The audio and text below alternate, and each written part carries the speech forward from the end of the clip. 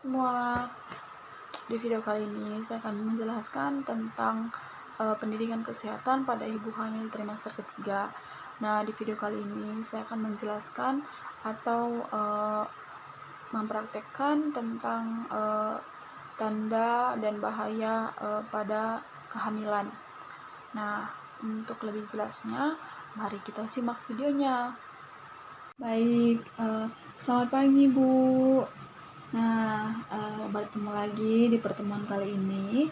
Sebelumnya, Ibu Siska, di pertemuan kali ini kita akan membahas tentang pendidikan kesehatan pada ibu hamil. Nah, kita akan membahas tentang tanda bahaya pada kehamilan dikarenakan usia kandungan ibu sudah berada di tahap trimester ketiga. Jadi, kita akan membahas tentang kita harus lebih siap atau lebih sigap.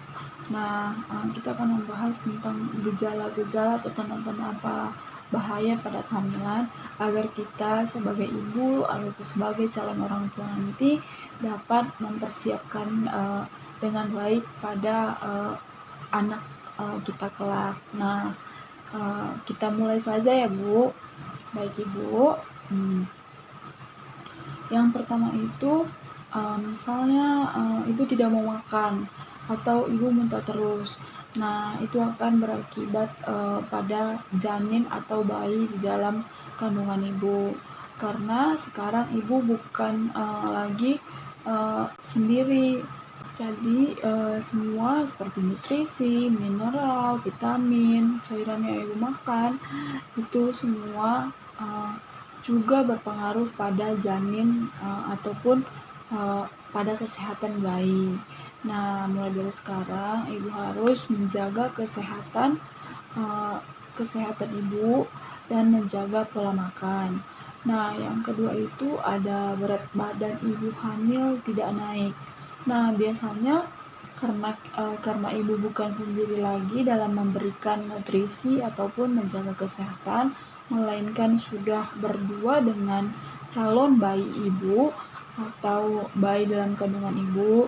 Jadi kita sebagai orang tua sangat harus waspada, apalagi dengan kenaikan berat badan.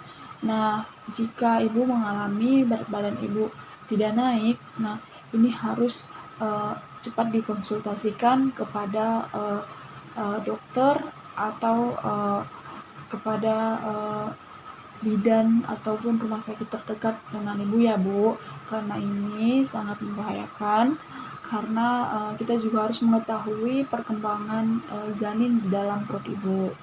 Nah, adapun bengkak pada tangan, wajah, nah pusing, disertai juga dengan kejang-kejang. Nah, itu juga salah satu bahaya, tanda-tanda bahaya yang dapat dialami oleh ibu hamil pada trimester ketiga. Nah, kelainan letak janin. Nah, sekarang kan zaman sudah canggih ya Bu ya. Nah, sekarang kita harus rutin atau kita harus melakukan pengecekan pada janin atau bayi di dalam kandungan. Seperti sekarang di zaman modern ini lebih dipermudah lagi yaitu dengan cara USG. Nah, dengan cara USG itu kita akan mengetahui letak atau posisi bayi di dalam perut ibu. Nah, jadi lakukanlah USG pada tanggal atau seperti anjuran yang dokter beritahu ya Bu. Nah, ada juga nih pendarahan. Nah, biasanya ibu hamil nggak boleh capek-capek, nggak boleh banyak mikir, nggak boleh stres, karena itu akan mempengaruhi hormon dan si bayi juga bisa stres Bu, bukan kita aja yang bisa stres. Nah, melainkan si bayi juga bisa stres. Karena ibunya stres, ibunya gelisah, ibunya nggak bisa tidur. Nah, dampaknya juga dapat kepada si bayi, yaitu dengan cara pendarahan. Nah, jadi ibu juga harus menjaga kesehatan ibu. Jangan terlalu banyak berpikir, rileks, dan jangan stres-stres. Nah, adapun ketuban pecah sebelum waktunya. Nah, yang ini kita harus juga waspada. Nah, dengan ciri-ciri yang sudah saya sebutkan tadi, tanda-tandanya. Nah, dengan cara USG juga kita dapat memantau kesehatan kita, kesehatan janin di dalam kandungan ibu.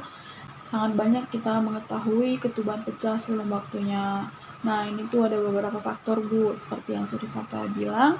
Mungkin ada ibu mengalami stres, atau bekerja terlalu keras, atau bekerja sampai lupa waktu, sampai membuat ibu terlalu capek.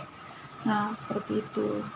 Nah, ada juga penyakit ibu yang berpengaruh terhadap kehamilan si bayi, seperti penyakit jantung, anemia berat, TBC, malaria, dan juga seperti infeksi saluran kemih.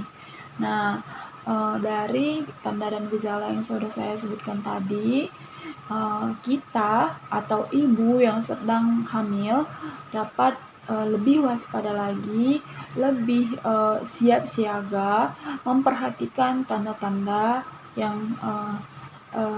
tanda-tanda bahaya pada usia kehamilan ini. Nah, baik Ibu, setelah saya menjelaskan tadi, apakah Ibu sudah memahaminya atau ada yang ingin ditanyakan, Bu? Jelas ya, Bu ya. Baik Ibu. Baik, jika tidak ada pertanyaan lagi, pertemuan kali ini kita sudahi.